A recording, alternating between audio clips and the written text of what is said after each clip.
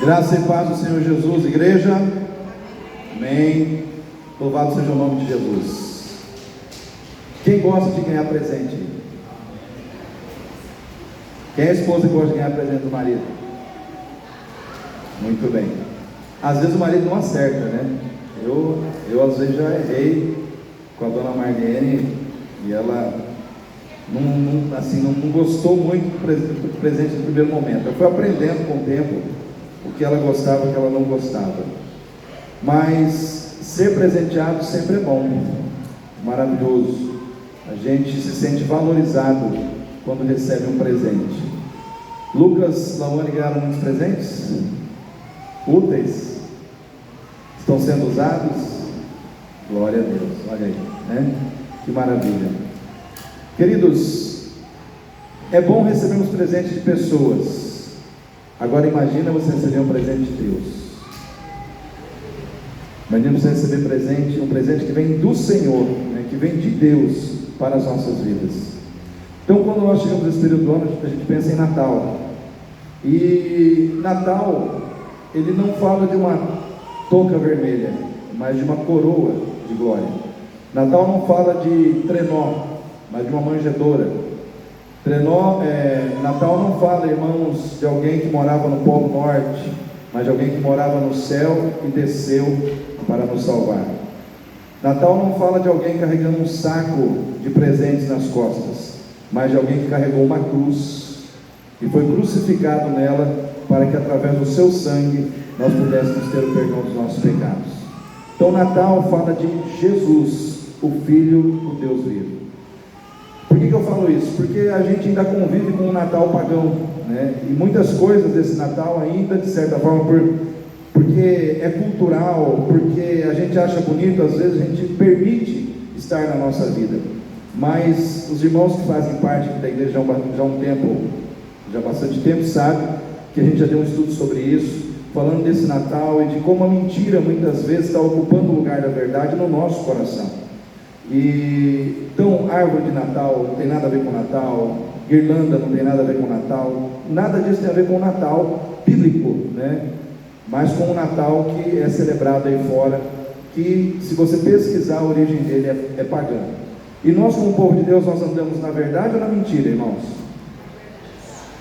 Deus age na mentira ou na verdade, irmãos?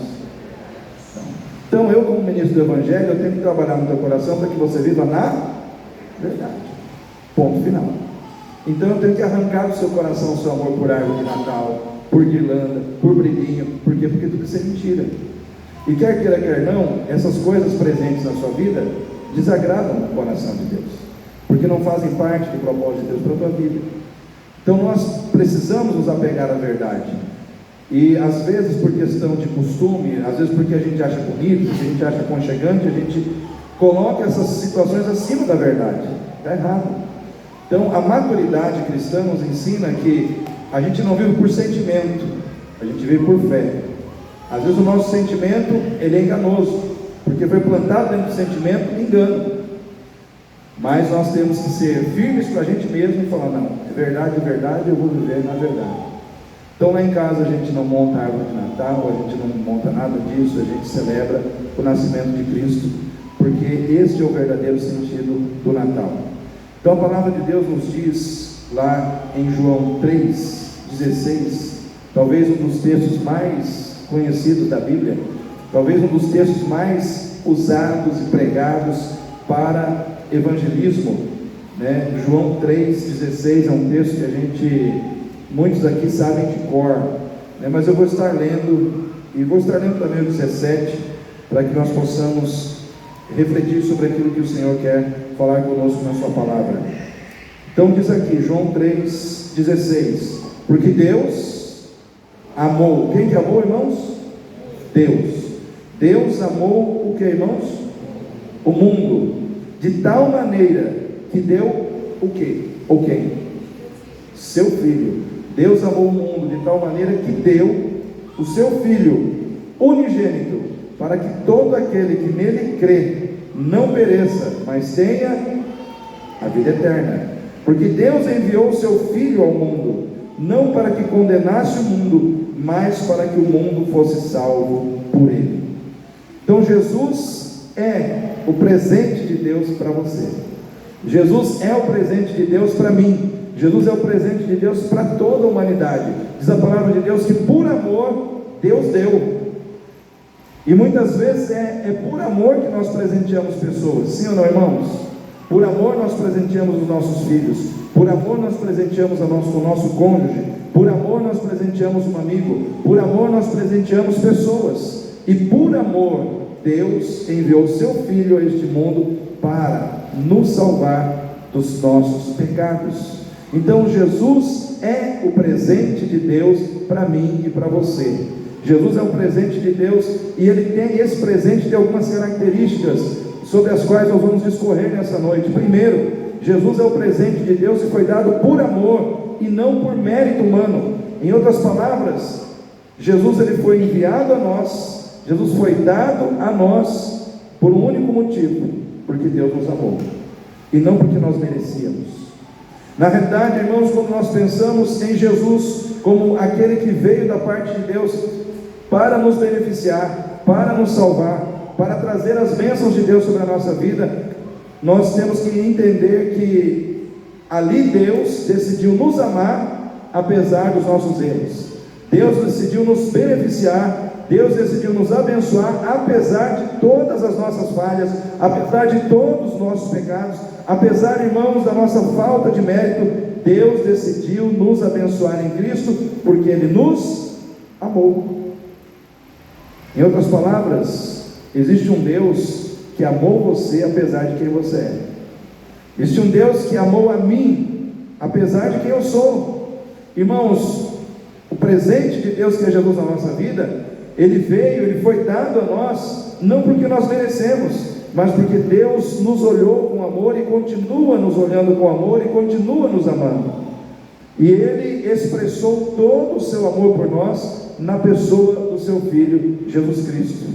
E aí eu quero dizer para você o seguinte, que esse presente que foi dado a nós por Deus, que é o seu Filho unigênito. Por que unigênito? Unigênito quer dizer único, sem igual, único da espécie. Não existe outro igual a Jesus. Só Jesus foi gerado no ventre de uma mulher pela ação do Espírito Santo. Só Jesus nasceu como Jesus nasceu. Então Jesus é unigênito, Jesus é o único da espécie. Quando nós pensamos que Jesus foi entregue a nós, foi entregue por nós numa cruz, nós temos que entender que esse Cristo é um presente que custou muito caro para Deus, porque nos trouxe a salvação, e por isso essa salvação deve ser colocada acima de todas as coisas na nossa vida. Em outras palavras, quando nós pensamos em Jesus como um presente de Deus que trouxe salvação às nossas vidas, nós temos que ter a consciência que custou barato, custou caro, custou um altíssimo preço. E às vezes nós julgamos o amor de uma pessoa por nós, ou o nível de valorização que aquela pessoa tem em relação à nossa vida, pelo valor do presente que nos é dado. Sim ou não, irmãos? Se uma pessoa te dá um sabonete, você olha de um jeito. Agora, se uma pessoa te dá uma moto ou um carro, você olha de outro jeito. Sim ou não? Quem gostaria de ganhar um sabonete? Quem gostaria de ganhar um carro? Eu vi mais mãos levantadas, né? Vai que, né? Você tá com tanta moral com Deus que vem um carro na sua horta aí, né? Não sei, irmãos, mas o fato é que quanto mais caro o presente, mais grato a gente é a quem nos deu aquele presente. Então a gente está falando de carro, a gente está falando de bens materiais.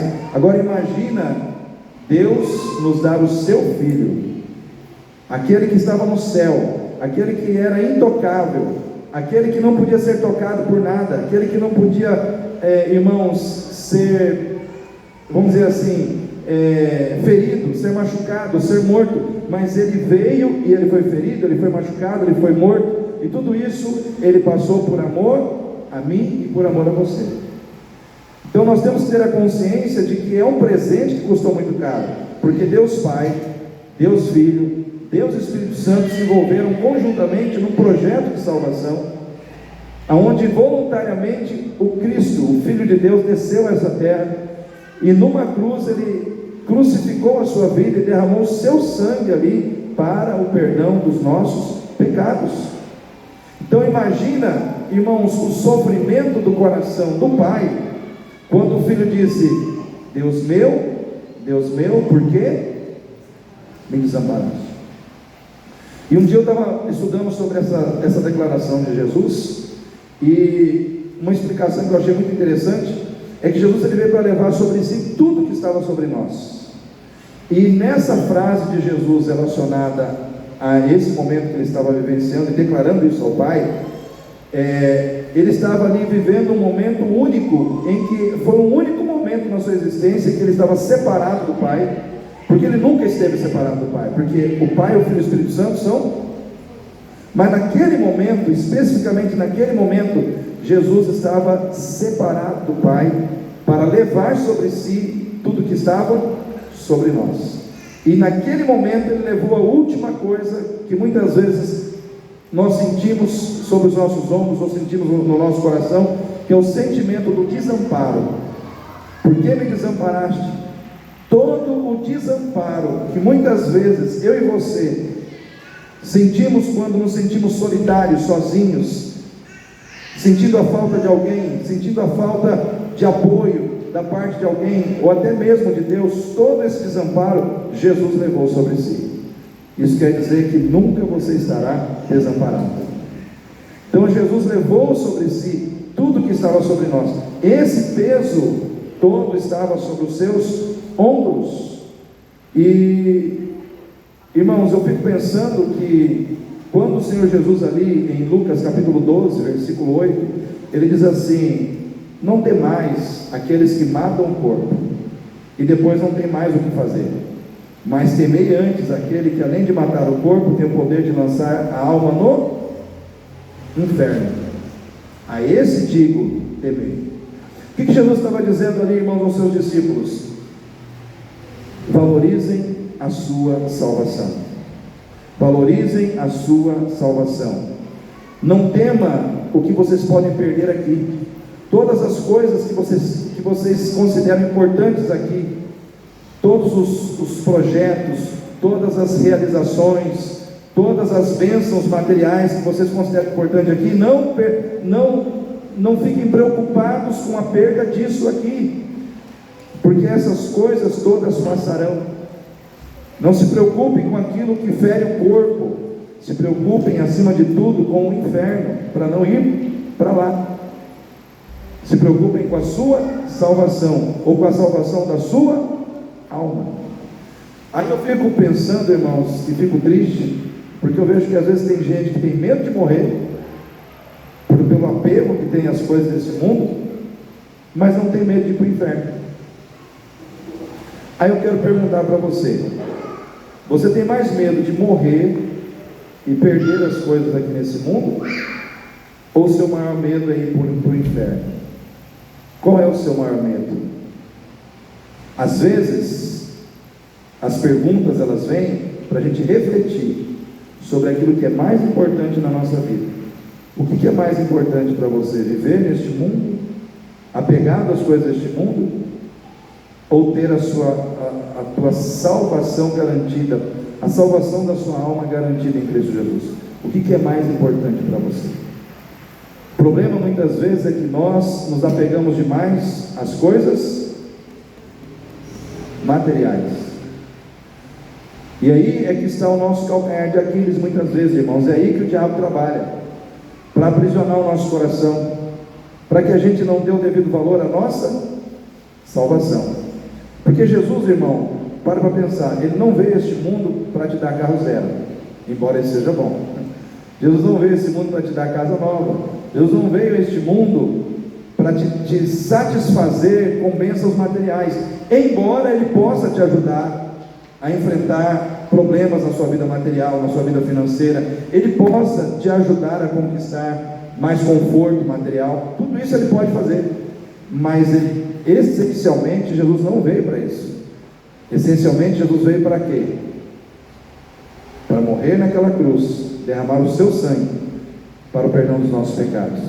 Essencialmente, Jesus ele veio para nascer sem pecado, viver sem pecado, morrer sem pecado, ressuscitar sem pecado e salvar a alma de todo aquele que nele crê. Em outras palavras, a bênção de Deus em Cristo Jesus é a nossa salvação.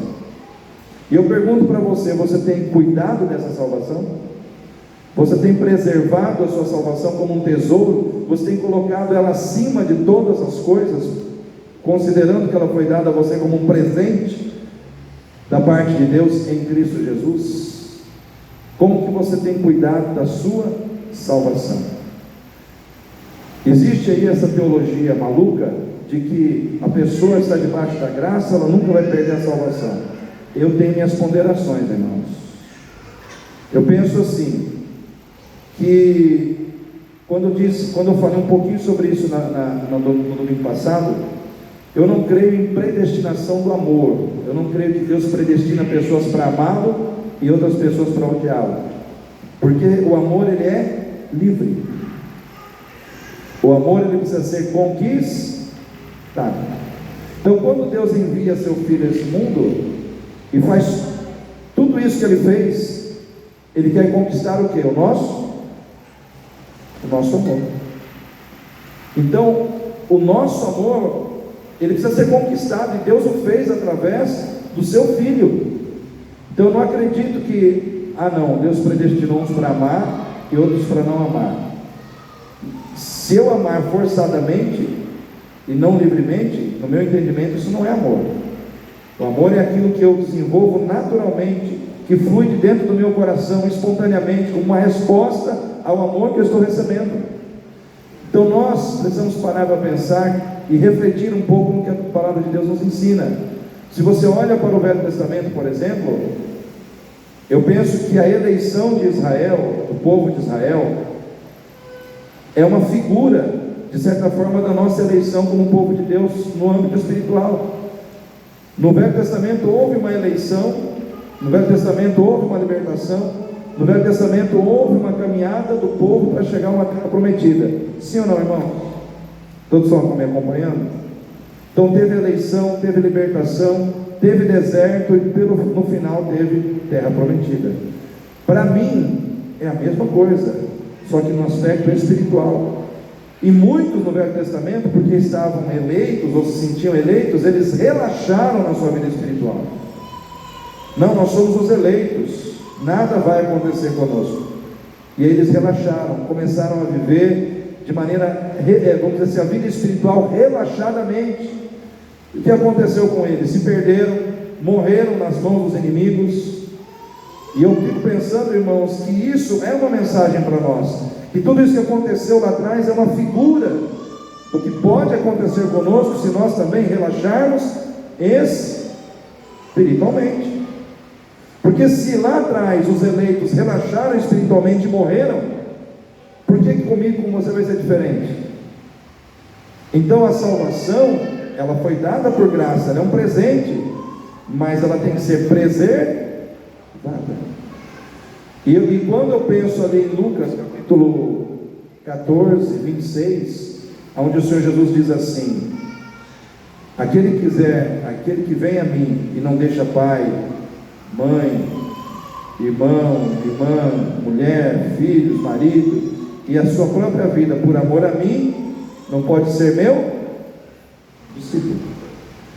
Então, quando eu penso nesse texto, eu vejo que a salvação ela é dada como um presente, mas o desenvolvimento da salvação é um processo que vai exigir de nós uma renúncia constante e gradativa, para que nós possamos dar a Deus o que Ele espera de nós. É um processo constante e gradativo de renúncia, onde nós somos chamados a deixar para trás as coisas que nós mais amamos por amor a Jesus. E se nós não conseguirmos fazer isso, é como se a gente começasse a desviar do plano, é como se a gente começasse a sair fora do projeto de Deus. Então eu quero dizer para você nessa noite, Jesus é um presente que nos trouxe a salvação, só que essa salvação ela precisa ser valorizada, ela precisa ser cuidada. Jesus ainda diz assim: aquele que me negar diante dos homens, o que ele vai fazer? ele o negará diante do Pai. Mas aquele que me confessar diante dos homens, eu o confessarei na presença do meu Pai. Quem quer ser confessado no céu aí? Então você tem que confessar Jesus aqui na terra, todos os dias. Confessar a Jesus todos os dias, com atitudes práticas, é demonstrar através da sua fidelidade, da sua obediência à palavra, da sua atitude de fazer a vontade de Deus, que você tem um compromisso com Cristo. Negar a Jesus é a mesma coisa. Na hora que você tem que falar a verdade, você mente. Na hora que você tem que ser honesto, você é desonesto. Na hora que você tem que perdoar, você não perdoa. Então todas as vezes que você age assim, sendo cristão, você está negando quem? Jesus, com as suas atitudes. Então negar a Jesus não é apenas uma expressão verbal. Negar a Jesus é muito mais uma atitude prática de vida. A gente confessa a Cristo quando faria o que Cristo, vamos dizer assim, fazendo o que Cristo faria se Ele estivesse no nosso lugar. E a gente nega Jesus fazendo totalmente ao contrário do que Ele faria se Ele estivesse no nosso lugar. Então todos os dias eu tenho a oportunidade de negar ou de confessar a Jesus.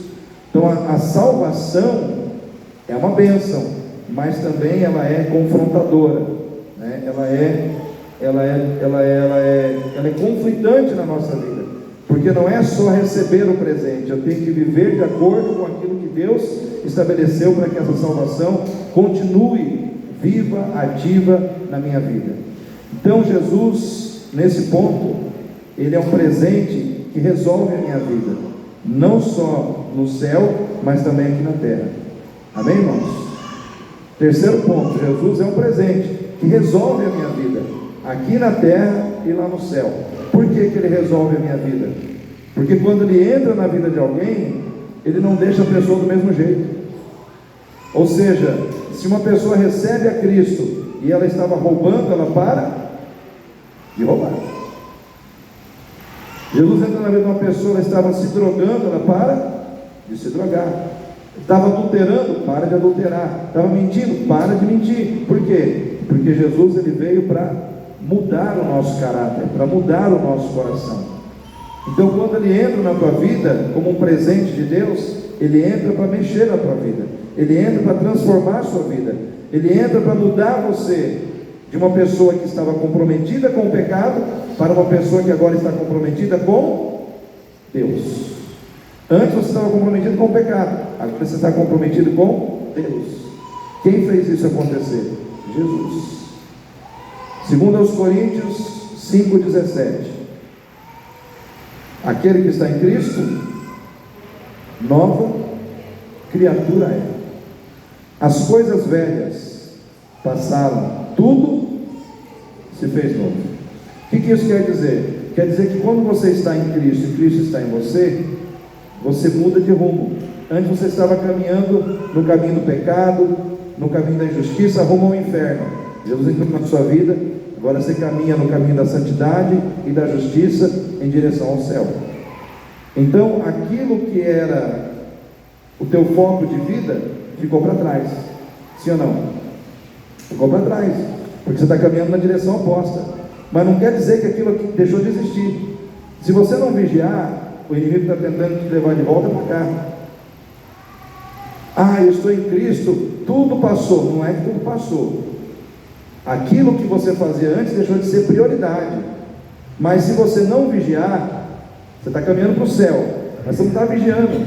Daqui a pouco você começa a querer caminhar de novo para cá. Aí o Espírito Santo tem que converter você de novo, tem que levar você de novo para a direção do céu. Então nós temos que vigiar constantemente o nosso coração. A Bíblia diz que aquele que está em Cristo, ele se tornou uma nova criatura, um novo homem, uma nova mulher. Portanto, aquilo que você praticava anteriormente, você tem que deixar de praticar. Abra sua Bíblia em Efésios, vamos ler um pouco de Bíblia hoje.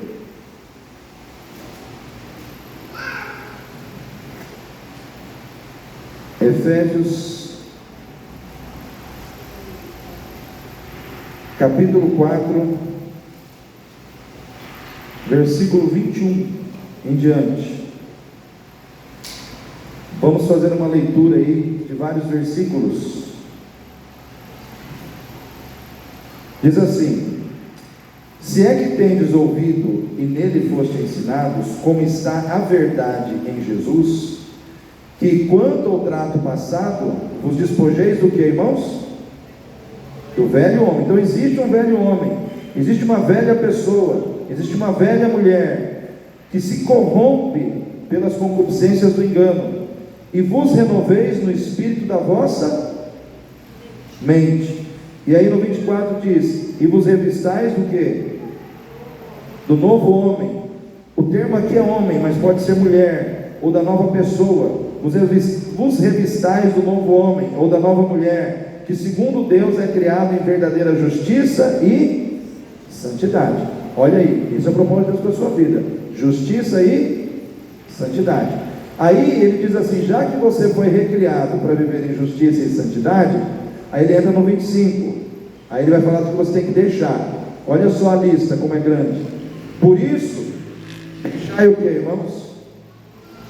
Deixar a mentira, falar a verdade cada um com o seu próximo, porque somos membros uns dos outros. Irai-vos e não pequeis, não se ponha o sol sobre a vossa ira, não deis lugar a quem, irmãos? Ao diabo. Aquele que furtava, não furte mais, antes trabalhe fazendo com as mãos o que é bom, para que tenham que repartir com o que tiver necessidade. Não saia da vossa boca nenhuma palavra torpe. Alguém tem alguma outra tradução? Sabe o que quer dizer torpe? Torpe quer dizer mal cheiroso.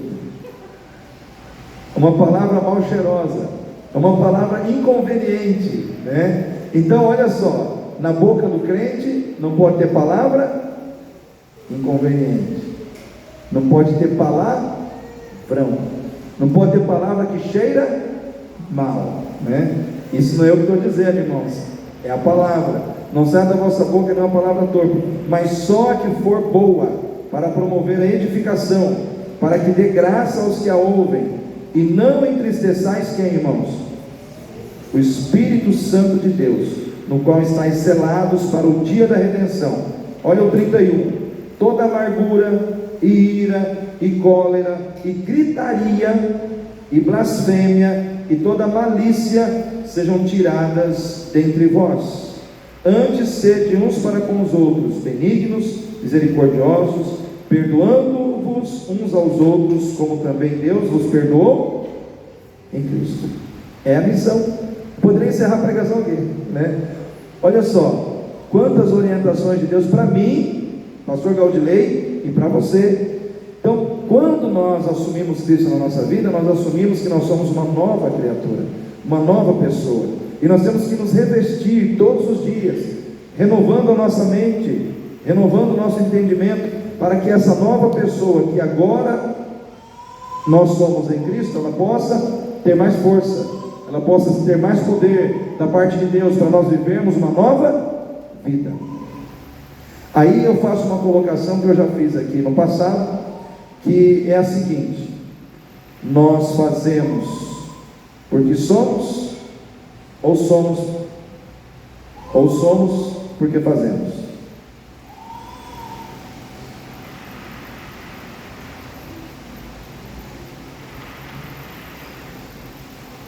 Nós somos, por isso fazemos, ou fazemos para ser? Vamos colocar assim.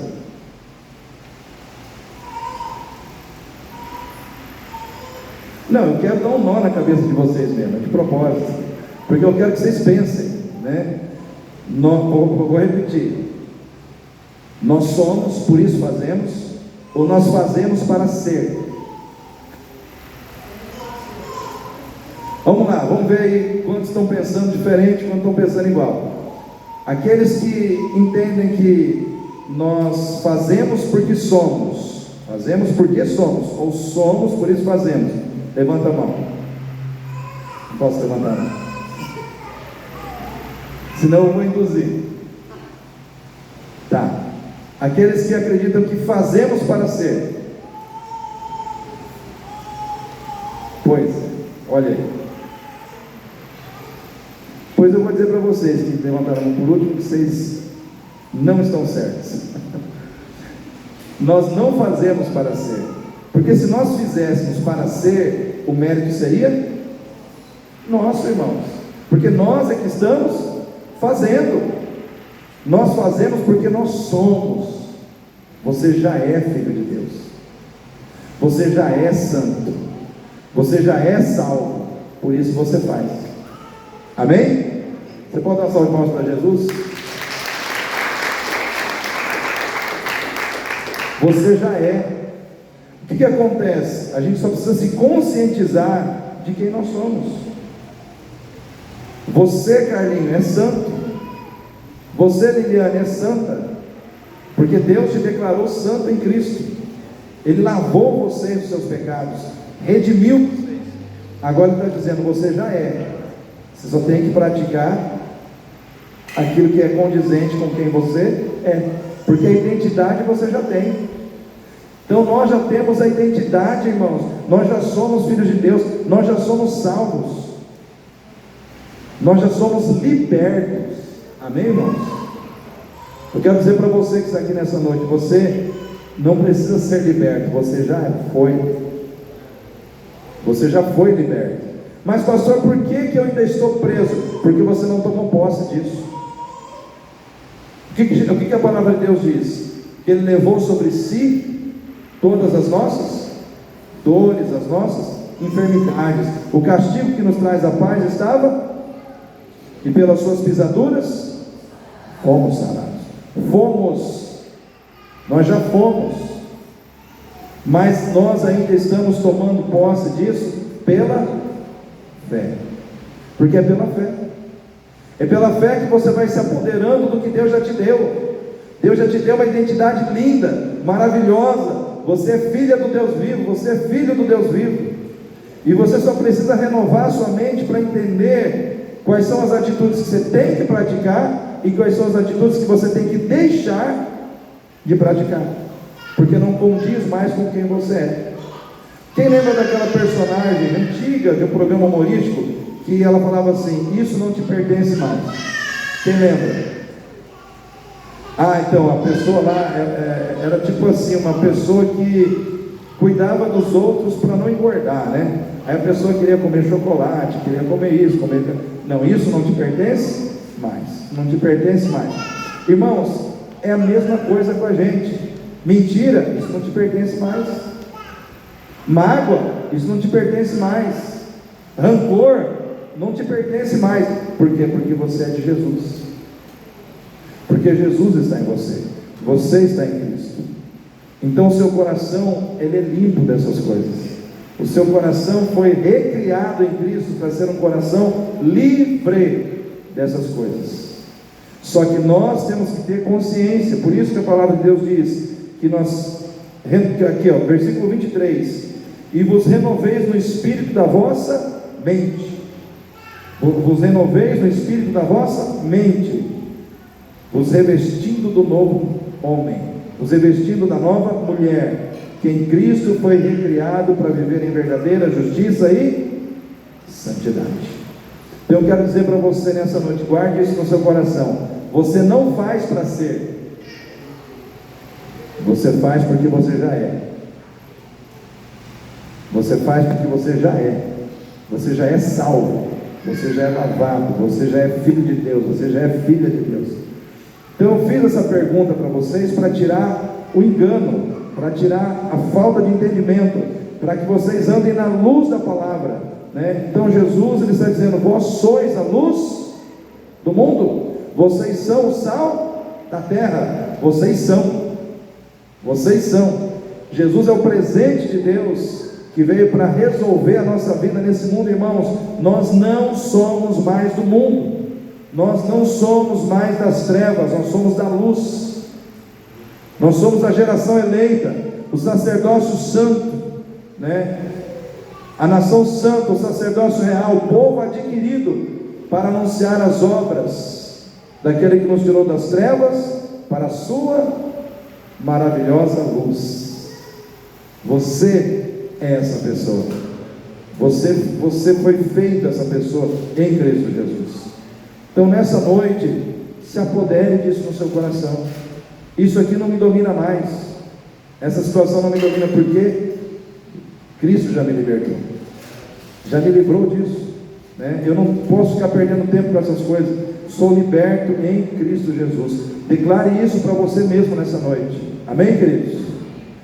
Jesus é o presente de Deus que dura para sempre. Tem presente que a gente ganha, com poucos meses acaba, né? Acaba rapidinho. Mas Jesus não. Jesus, Ele entrou na sua vida e Ele vai estar com você para sempre. Em outras palavras, Ele vai estar contigo todos os dias aqui e na eternidade também, né? Jesus diz: eis que estarei convosco todos os dias. Todos os dias. Não vai ter dia na sua vida que vai ter ausência de Jesus. Vai ter problema, vai ter dificuldade. É como a Aurinete falou no início do culto, gente. Não tem nenhuma promessa na vida que a vida vai ser fácil, só porque a gente é cristão. Vai ter dia de luta, vai ter dia de dificuldade, vai ter dia de perda, vai ter dia de choro, vai ter dia de decepção. Porém, em todos esses dias, Jesus vai estar conosco. Jesus vai estar ao nosso lado, para enxugar as nossas lágrimas, para nos levantar quando a gente cai. Muitas vezes, para que a gente entenda que Jesus é aquele que cura, a gente tem que estar doente, sim ou não, irmãos? Como é que eu vou falar que Jesus é aquele que cura se não tem doença, né? Não tem dificuldade? Jesus é aquele que levanta, mas não estou caído, né? Às vezes eu preciso estar meio caidão, para que Ele possa ser aquele que vai me levantar. Então a vida é feita de momentos opostos. Às vezes estamos bem, e às vezes não estamos bem. Mas em todos esses momentos, Cristo será exaltado na nossa vida. Quando a gente estiver bem, Ele vai ser aquele que nos está dando prosperidade, paz, bonança. Mas quando a gente está mal, vai ser aquele que vai estar nos dando força, vai estar nos levantando, vai estar nos curando. Por quê? Porque Ele está conosco para sempre. Então Jesus é o presente que dura para sempre. Ele sempre estará com você.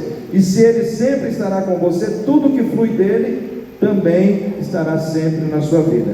O amor dele será para sempre, a fidelidade dele será para sempre, a provisão dele será para sempre, o cuidado dele será para sempre sobre a sua vida.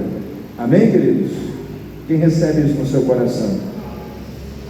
Mas em último lugar, irmãos, Jesus é o presente que precisa ser recebido por fé, para que as bênçãos que Ele trouxe possam ser recebidas por aquele que o recebe.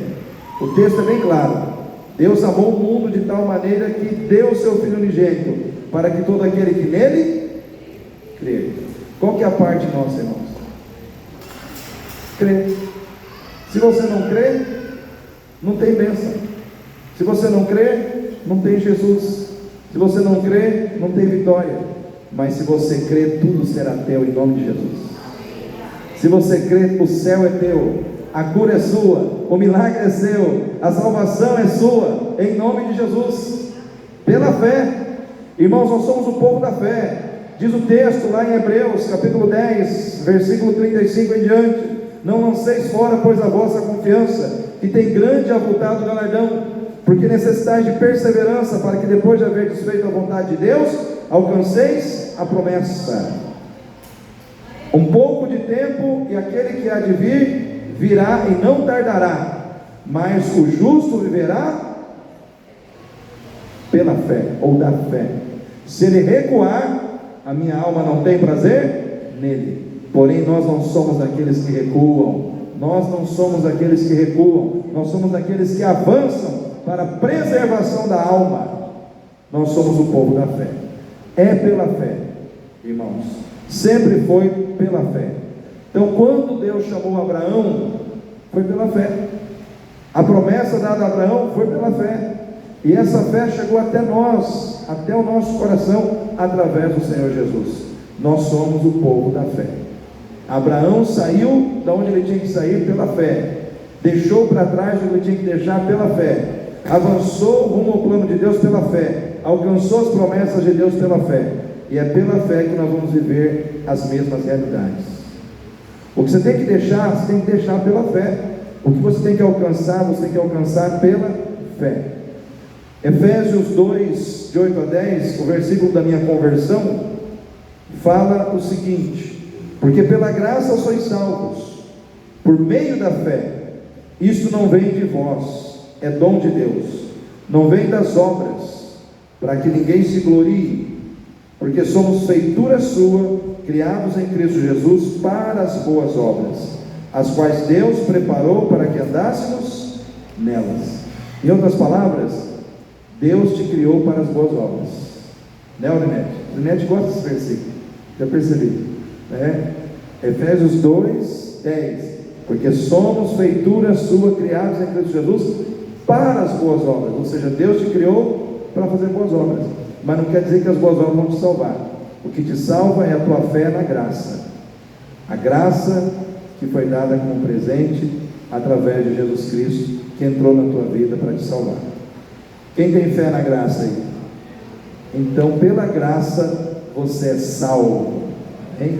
Pela graça você é redimido, pela graça você é filha de Deus, você é filho de Deus. Jesus é o presente de Deus para você. Tome posse desse presente, se apodere de toda a virtude, se apodere de toda a libertação, se apodere de toda a cura, se apodere de toda a salvação que em Cristo Jesus já foi liberado sobre a tua vida. Então, nesse momento eu quero que você fique em pé, e nós vamos passar para a parte dos presentes, né? Minha intenção era ser rápido hoje, acho que eu consegui,